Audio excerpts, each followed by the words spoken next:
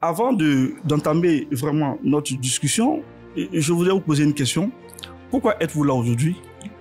Merci beaucoup, Dr Ange Pono, de me recevoir aujourd'hui. Je suis là pour participer effectivement au lancement du premier podcast économique de la sous-région de la Côte d'Ivoire. D'accord. Je veux participer aussi avec Sika Finance à lancer le débat économique. C'est vrai que aujourd'hui sur la place, Sika Finance a permis de lancer beaucoup de débats. Le débat sur la dette, le débat sur les performances économiques de la Côte d'Ivoire. C'est par exemple un de nos analystes qui allait sur le site du FMI et qui allait recouper tous les, comment on appelle là, tous les produits intérieurs bruts des différents pays africains, des PIB africains, et qui est venu avec ce classement disant que la Côte d'Ivoire est le 9e pays le plus riche d'Afrique, et qui a permis au chef de l'État même de féliciter le gouvernement.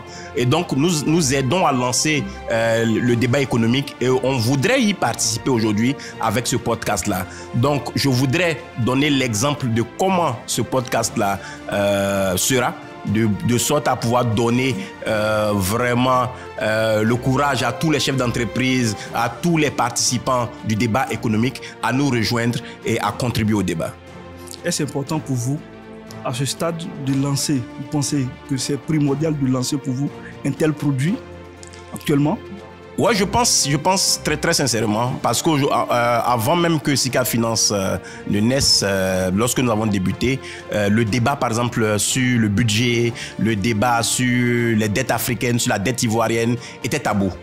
La première fois, par exemple, lorsque nous avons décliné la dette de la Côte d'Ivoire, on a eu pas mal de coups de fil, les gens qui ne comprenaient pas ce que nous faisons. Mais aujourd'hui, c'est un débat qui, même nos gouvernants prennent plaisir à pouvoir expliquer le ratio dette sur PIB, de sorte que nous pensons que la population a vraiment participé à ce débat-là. Donc, arriver avec un podcast pour permettre à certains dirigeants, à certains décideurs économiques de venir rendre tabou certains sujets économiques qui peuvent être confus, difficiles à décortiquer, à venir décortiquer avec un langage, je dirais, terre à terre, pour que l'ensemble accessible, pour que l'ensemble des Ivoiriens ou bien l'ensemble des Africains de la sous-région puissent comprendre certains débats économiques que nous menons.